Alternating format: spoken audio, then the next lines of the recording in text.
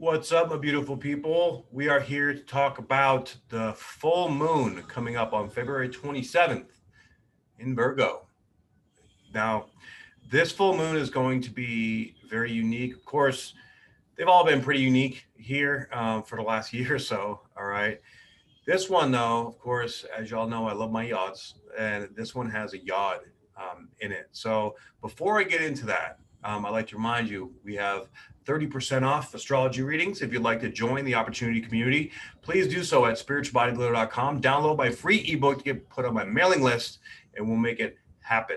All right. So also guess the background of this video and guess the vibration of the background and win a free reading with me. All right, so without further ado, let's jump into the chart and see what we have going on. All right, so Virgo represents purification, represents structure, right? It represents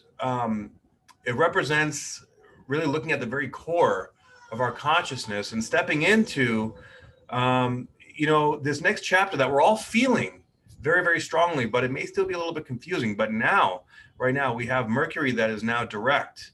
Now, of course, it went past Venus, Jupiter, and the Sun, and we also had a new moon in Aquarius. But now that it's retrograde across all those different energies in Aquarius, now it's going forward across all those energies. So this is where we're connecting all the dots, okay? And while we're connecting all these dots, it is bringing sort of a culmination to the understanding and the idea of everything that we've experienced this month. And we had a massive, massive awakening of this new energy coming in for the new moon in Aquarius at 23 degrees. And now we're having this massive letting go, right? It's almost like this new energy came in and like bubbled up a lot for seeing that we need to move forward. And now we are seeing that we're getting this massive let go, which is going to instigate another releasing and purgative type of energy. So with this yod, we have at 8 degrees of Virgo, of course. So another full moon at 8 degrees. This is destiny is at play here in a very fundamental and very, very deep way, guys. Okay. And with this yod, okay, we have Saturn quincunx over to the moon quincunxing over to Chiron, and Chiron and Saturn sextiling. So Chiron and Saturn are sextiling pretty much the entire year, right? But what's really special about this is that because it's a full moon, we have the sun and the moon directly in the middle of this energy, which is showing us, it's bridging the gap between these energies of sextile between Saturn and Chiron, vulnerability in our structure, in our foundation, really looking at and taking action upon what it is that we want to create to purify all the bad habits that we may be stuck in, or the people and places and things that have been in our life that have maybe been testing us or seeing, hey, do you really want this, right? What do we need to get rid of? And what do we need to step into to really take full responsibility of our life? Now, we also have another unique set of aspects with these sesquiquadrates, okay? As you can see, we have, and this is all coming from the moon. So there's a lot of emotional energy, a lot of deep desire to restructure, to step into our destiny. Are you listening to that voice? Are you allowing it to guide you, or are you allowing your fear to hold you back from it? We have a moon sesquiquadrate over to Pluto, and it is square over to Black Moon Lilith with the sesquiquadrate to from Black Moon Lilith to the moon. Okay, this is past life shit coming back to teach us this final portion of this lesson to work in conjunction with the yod. So this is going to be a lot of pressure. Did you say pressure?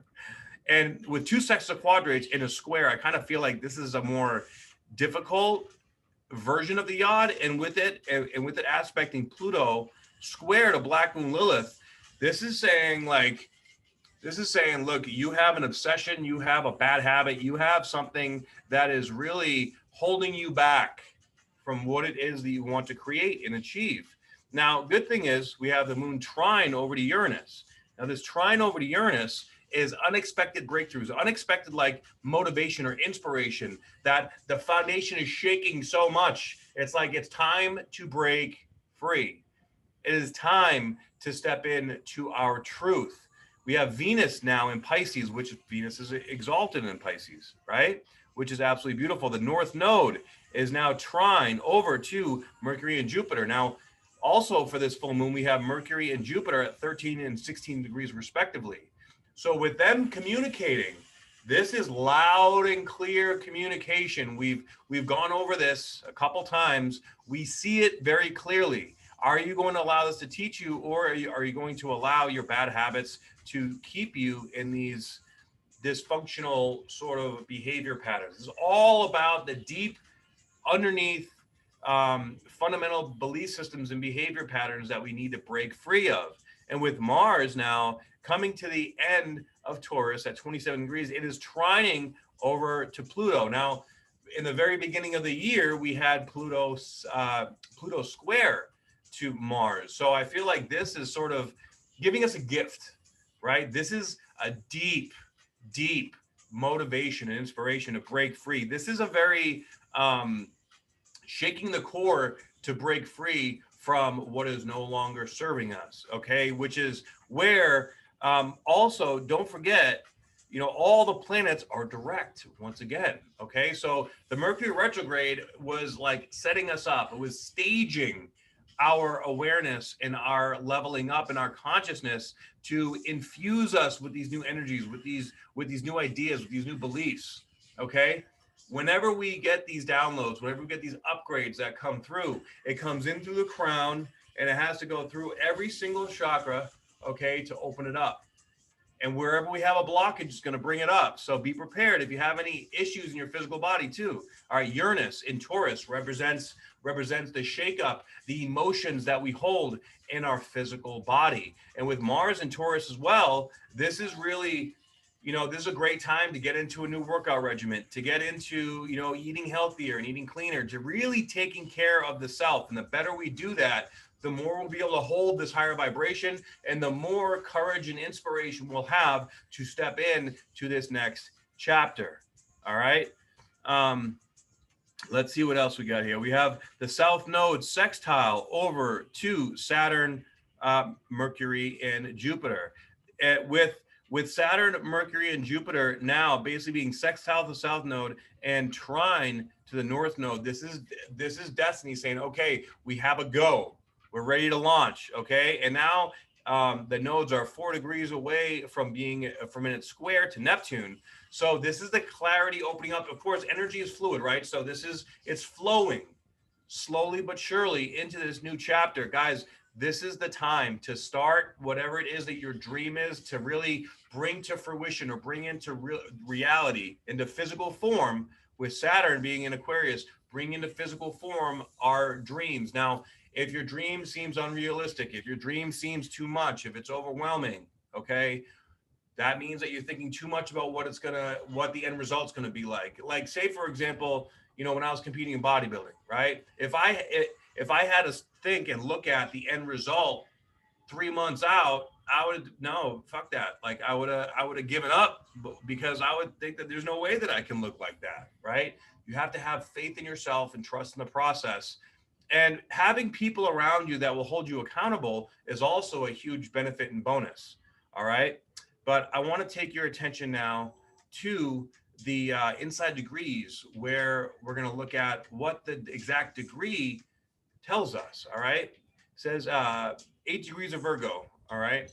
A man thinking up names for colors. It says the mind is a hilarious thing.